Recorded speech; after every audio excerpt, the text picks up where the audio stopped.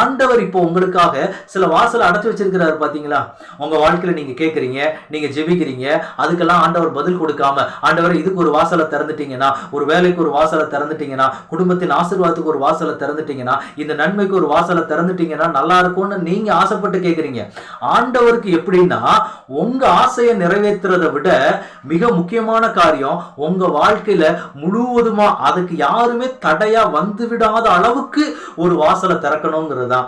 அப்படி ஒரு சர்ப்ரைஸை கொடுத்து உங்களை சந்தோஷப்படுத்தணுங்கிறது தான் கர்த்தருடைய விருப்பம். ஆனா நீங்க கேட்கறது சின்னது, சின்ன காரியத்தை தான் ஆண்டவரிடத்துல கேட்டுட்டு இருக்கிறீங்க. ஆனா ஆண்டவர் என்ன சொல்றாருன்னா, யாருமே உங்க வாழ்க்கையில ஒரு வாசலை திறந்து கொடுத்தா அதை யாராலையுமே அடைக்க முடியாது. ஏன்னா அதை திறந்து கொடுக்கிறது கர்த்தர். மனுஷன் திறந்தான்னா அந்த வாசலை அடைக்கிறதுக்கான சூழ்நிலைகள் இருக்கும். ஆனா என் தேவன் திறந்து கொடுத்தாரு அப்படின்னா அந்த வாசலை எந்த மனுஷனாலே அடைக்க முடியாது. ஏனென்றால் அவர் ஒருவரும் பூட்டக்கூடாதபடி திறக்கிறவர், திறக்க கூடாதபடிக்கு பூட்டுறவர்.